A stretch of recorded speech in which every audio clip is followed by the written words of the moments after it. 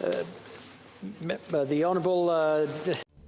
All right, we have part one, December highlights of the House of Commons. We got lots going on, because it's going to be shut down for 6 weeks.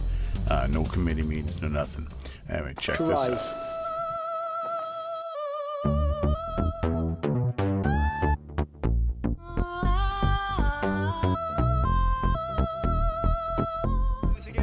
So the plan proposed by the Liberals when small businesses were forced to shut down was a complete and abject failure because it was designed for landlords, not tenants. So a small business couldn't apply for it. Now their plan still doesn't help businesses that had to shut down in the spring. So our solution is simple. We're asking this government to make that help retroactive to April, the way small businesses are asking for. Will the Prime Minister help out small businesses by making the help retroactive to the spring? Hear, hear. The Honourable Deputy Prime Minister. Thank you very much, Mr. Speaker. Mr. Speaker, what we have today is not only a plan for commercial rent, we have a law. And I would like to thank all members of this House and of the Senate for supporting it.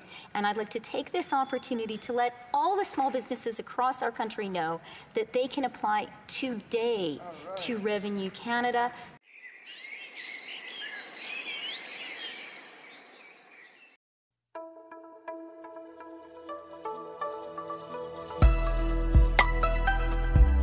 And for your testimony today. So if you could, Honourable Leader of the Opposition. Mr. Speaker, this government always claims to stand with our longtime ally, Israel, until it matters. Once again, the Liberals voted against Israel at the United Nations. When asked to explain their vote, the Deputy Prime Minister compared Israel to authoritarian regimes. Will the Prime Minister demand an apology for the Deputy Prime Minister's insult of an ally of Canada? The Honourable Minister. Mr. Speaker, Canada is a strong ally and close friend of Israel. We're committed to the goal of a lasting peace in the Middle East, including the creation of a Palestinian state peacefully side by side with Israel. We are consistent with the Canadian position long held by governments of all political stripes. Canada's vote was a reflection of our long-standing commitment to the right of self-determination for both the Palestinian people and for Israelis. News and credence by Canadians for Canadians. Safe Space Cafe. Have a good day. I'm pleased to share with the honourable member that the premise underlying his question is false. In fact, more support has gone to businesses that are keeping workers employed than has gone to help set up the programs. The contracts he's referring to simply establish the Crown Corporation to administer the program and put integrity measures in place so we know that the money is going to workers. If he doesn't think this is actually benefiting Canadians, I would ask him to talk to his members from places like Aurelia or Abbotsford or Sarnia who are still on the payroll today because of the program that's supporting them. Well, member for Carleton. Well, it's actually Liberal middlemen who are getting rich off the program because, again, this program, the LEAF program, has furnished the largest sum of money to Liberal financial insiders. Now we're starting to get a sense of where all this money is going. $380 billion deficit, but only $175 billion has gone to CERB, wage subsidies, and CEBA loans for small businesses. Isn't it becoming clear that Liberals saw this pandemic as an opportunity not to save the livelihoods and lives of Canadians, but to enrich Liberal insiders with political influence? The Honourable Minister.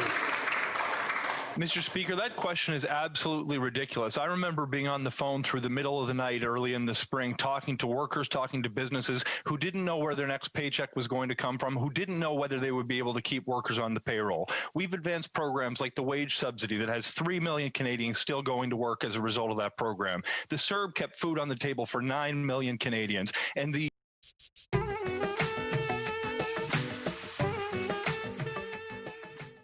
Speaking of time, I'm wondering if you can tell the committee the expected timeline for your office to report your findings on the investigations of the Prime Minister into contraventions of Sections 6, Sub 1, Section 7, and Sections 21 of the Conflict of Interest Act.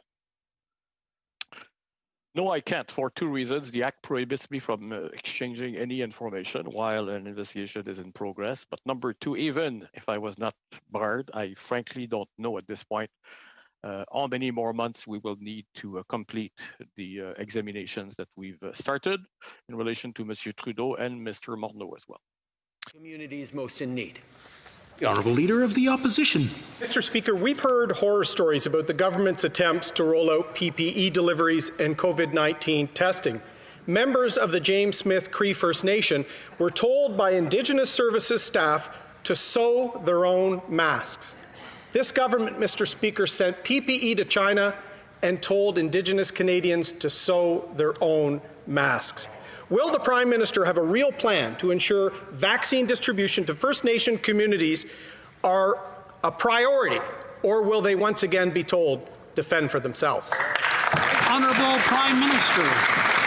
Mr. Speaker, from the beginning of this pandemic, this government has stepped up in partnership with Indigenous communities to ensure that that first wave did not hit them particularly hard, and that throughout this second wave, we continue to be there for them. We will continue to be there to support communities across Manitoba, for example, that are suffering a terrible spike in that province. Communities across the prairies facing challenges right now. The federal government will continue to be there to work with them, to protect them, to support them, and we will continue to do so with experts as we roll out vaccines to the most vulnerable populations.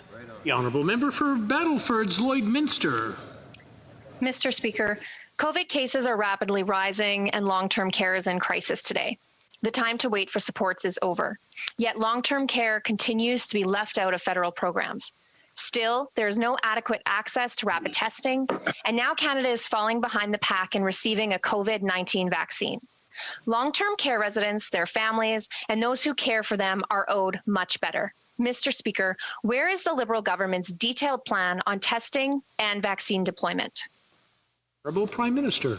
Mr. Speaker, from the very beginning, we have worked hand in hand with the provinces to support them in their areas of jurisdiction. We sent over $25 billion to provinces to ensure safe back to schools for kids and to support the most vulnerable, including people in long-term care facilities. We sent the Canadian Armed Forces and the Red Cross to support the provinces in their work to keep seniors safe in long-term care facilities. And we will ensure, as we move forward on vaccine rollouts, that we're working again with the provinces to protect those who most need it on delivery of vaccines. Well, MP Beccio, I believe that's how you pronounce her name, is she's pretty good at questioning, I have to say. Surprise, it kind of came out of the blue, and she's just really good at her job. Check this out. 6 minutes to each party.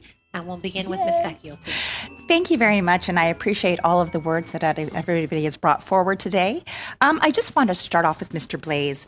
You indicated that you applauded some of the things that have been done for long-term care homes when it comes to making sure that they have the opportunity to vote. Can you just highlight some of those that you had noticed that were very effective, please?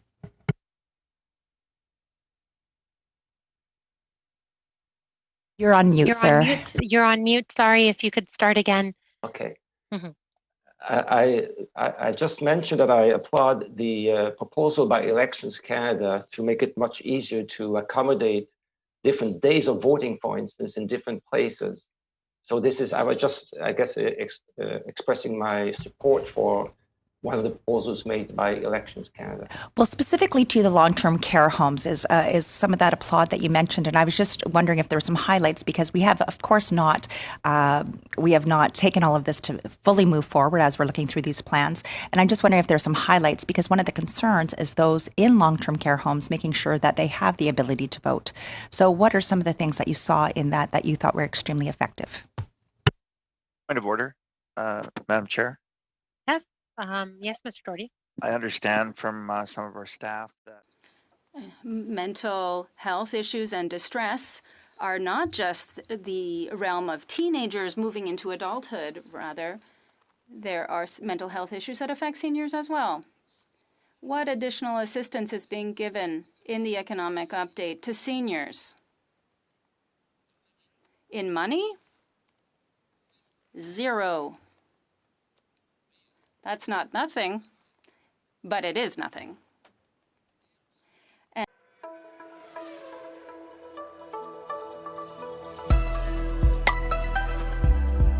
for your testimony today.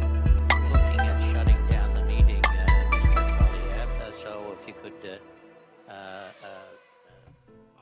can we keep that in mind to make sure that no further harm is done, especially to our witnesses and innocent? Well, I shouldn't say innocent, but I don't know. I just want to say I don't know, but I would like to give the benefit of the doubt to all witnesses that come forward to this committee, but not to put them in a very, even worse situation, given that's COVID that they're trying to survive. Thank you. Okay.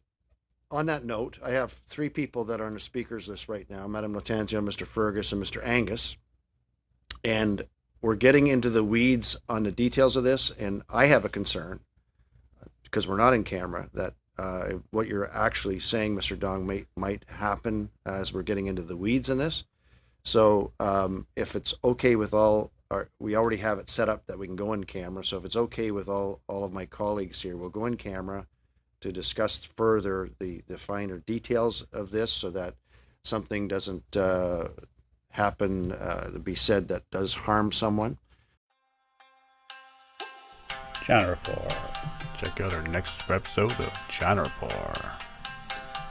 Like, subscribe, and comment. Of course, your comments are down below are always welcome. And always, have a good day.